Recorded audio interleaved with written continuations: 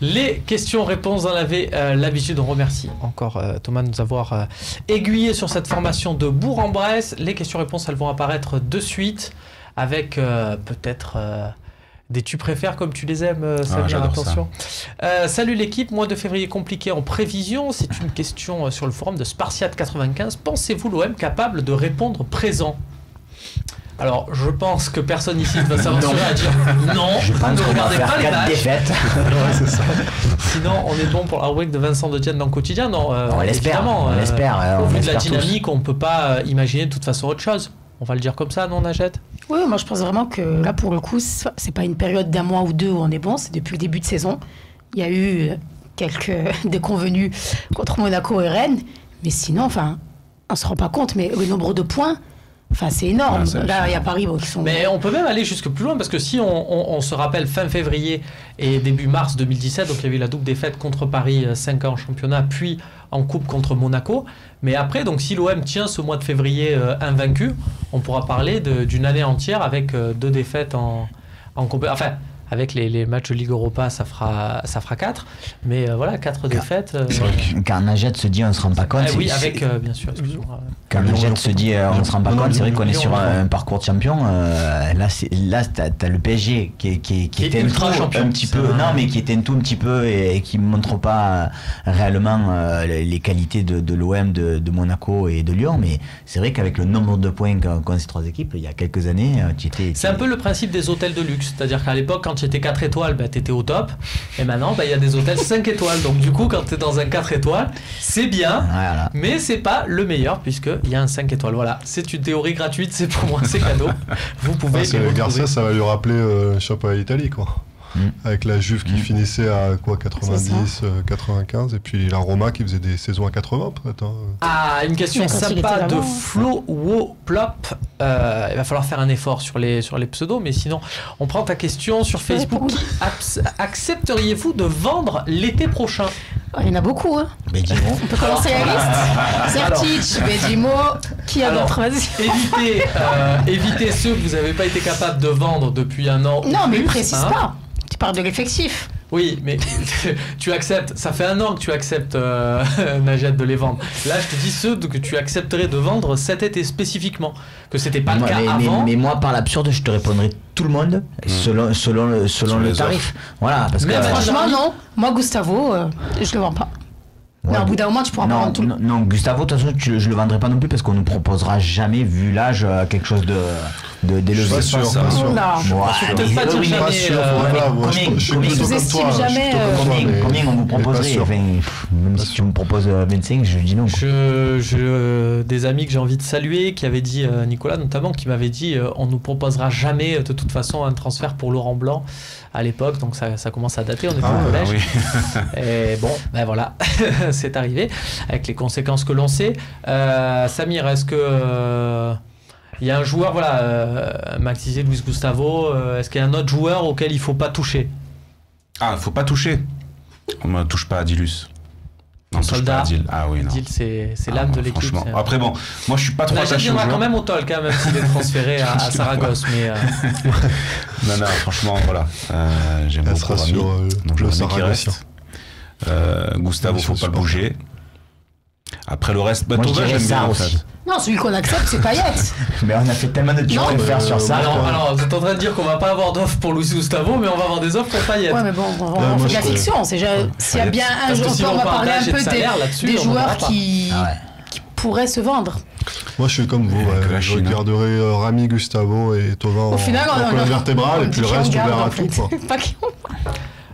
On verra bien pour le mercato. Toujours sur Facebook, il y a Loïc Lucho qui nous dit OM Metz a été l'occasion de voir à l'œuvre Mollet qui brille depuis 2 mois, joueur intéressant pour l'avenir ou feu de paille. Alors bon, vous avez mon avis, c'est évidemment oui, mais oui pour une éventuelle venue à l'Olympique de Marseille. Mathieu, on t'a reçu après on a fait des talks après les mercatos. Tu nous disais ça manque un peu ce recrutement de l'OM d'un joueur un peu frisson, d'un pari à la Ismail Assar ou quoi que ce soit. Est-ce qu'un Mollet ça rentre dans cette catégorie-là pour toi, ou tu veux quand même un pari, mais un pari un peu plus sexy? C'est dur à dire. Moi je trouve que c'est un bon petit joueur, mais après est-ce qu'il peut réussir à l'OM? Sur Mollet, ouais. Samir en doublure, un Mollet en doublure d'un Payet, de Thauvin. Non, parce que je vous rappelle qu'on a Kawi qui va revenir de près et qui fait une il fait une bonne saison. Il fait une bonne saison. Donc au final, est-ce que entre Kawi et Mollet, qui est meilleur des deux?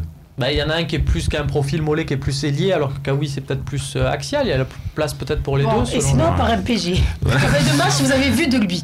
Parce que la plupart, on a tous vu au MS. Moi, j'ai vu à Montpellier, Montpellier-Metz. C'est difficile de juger. Si tu le regardes pas régulièrement, ceux de l'OM, on les voit tout le temps.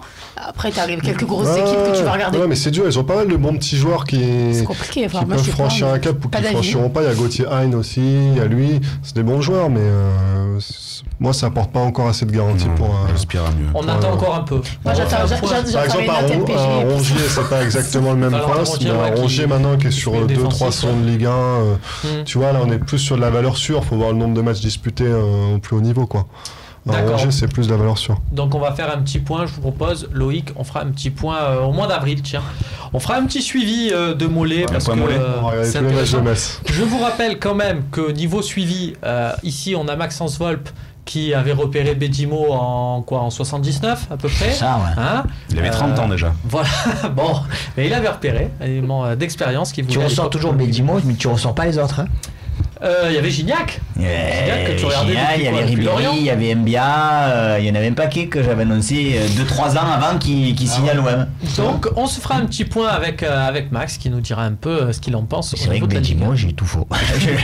C'est pas que t'as eu tout faux, c'est qu'il est arrivé 5 ans après. Oui, c'est ça aussi c'est bon dans sa carrière quand même. Mais bon, là non. Alors, Psycho sur Twitter, que pensez-vous de l'état actuel du LOSC avec les rumeurs actuelles? Êtes-vous satisfait que l'OM n'ait pas été repris par Lopez? Alors là aussi, si quelqu'un m'annonce un regret qu'il voulait absolument de Gérard Lopez actionnaire, enfin facilement approchable. Pourquoi pas? Pourtant, nous avait dit au début de saison que, c'était. Ils avaient un projet qui était plus, vraiment. Alors, vraiment, le mieux, c'est de voir quand même le petit plaisir concernant le LOSC, c'est cadeau. C'est regarder après la première journée de Ligue 1. Donc le LOSC, pour rappel, s'est imposé 3-0 à domicile contre Nantes. Et on avait vu une flopée de consultants se forcer à dire du bien de Lille, alors qu'ils ont dénoncé derrière Bielsa et ses méthodes, disant mais ça s'est couru d'avance, ça se cassait la tête. Mais après cette première journée, dictature du résultat, dictature de l'instant oblige, ils se sont forcés à en faire des tonnes sur Bielsa pour prouver peut-être qu'ils n'étaient pas des anti-Bielsa. C'est qu'au départ, tout le monde s'amuse à comparer, puisqu'on a été racheté, les deux clubs avaient été rachetés. Bizarrement, aujourd'hui, personne ne parle de Lille. Alors là, à part pour nous parler des contrats de Bielsa, de ce qu'il réclame. C'était en une de l'équipe, par exemple, deux jours d'affilée. Tu vois ce que je veux dire, c'est que on en parle souvent il se passerait ça à l'OM. Bon, après, tu peux pas comparer, c'est normal qu'on parle plus de l'OM que du LOSC, mais voilà, on parle d'un club quand ça nous arrange un peu. Non, c'est pas ça, je suis pas d'accord avec toi. Je pense qu'on parle d'un club justement quand c'est bien géré ou mal géré. Et tu le sais, par exemple, au moment de l'époque de la Brune, sur la fin, quand c'était quand même très compliqué et que tout partait à volo, il y avait une énorme suivi de cette actu-là, parce que c'était de la mauvaise, on peut dire de la mauvaise gestion sur la fin, en tout cas de la gestion à l'emporte-pièce un peu. Tu vois, que tu dénonçais sur le plateau du Phocéen, donc on en faisait la même chose dans le journal. Aujourd'hui, tu ne vois pas faire des sujets pour dire la gestion de l'OM c'est nul, ou tu vois, pas du tout, même le fair play financier, tu vois. Et par contre, Lille a fait 2 fois la une, tu vois, vendredi, samedi. Donc non, pour ce qui est de Lille, après, de toute façon, on pouvait pas savoir que ça allait tourner comme ça. Ils ont donné les clés à Bielsa, c'était plutôt séduisant pour beaucoup qui aimaient bien Bielsa. Moi, ça me faisait un petit peu peur, mais en tout cas, le modèle, de toute façon, lillois, il n'aurait pas pu, et ça c'était quelque chose qu'avait vu Margarita et qu'on avait souligné à l'époque de la reprise, le modèle lillois il n'aurait pas pu exister à Marseille parce que tu peux pas dire tu fais du trading, tu vois. Je pense, tu vois, tu dis l'attachement aux joueurs et tout. Alors là, si t'arrivais que tu disais aux supporters, bon ok, les supporters ils savent ce que c'est les mercenaires et tout aujourd'hui, mais alors si tu leur dis que chaque année tu vas vendre tous les meilleurs joueurs, c'est pour te financer.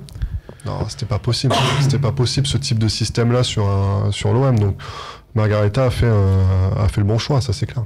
Est-ce qu'au final ça amène pas aussi, et on terminera là-dessus, Max, un peu de raison? Alors tu fais partie de ces gens, je me tourne vers toi, puisque avec grande lucidité, quand il y avait eu l'annonce des fameux 200 millions, l'enveloppe des 200 millions pour les 4 mercatos à venir, tu étais le premier à dire ça suffira pas, quand on annonçait au tout début des rumeurs sur la surface financière de McCourt, à dire si on veut vraiment être, ne croyez pas qu'on va être au niveau du PSG. Est-ce que toi cet OM là, avec le recrutement qui a été fait et les moyens qui sont pas ceux des top club européen, en tant que supporter, ça te va, ça colle quand même à tes valeurs, à savoir un club qui va se battre avec ses moyens qui ne sont pas illimités.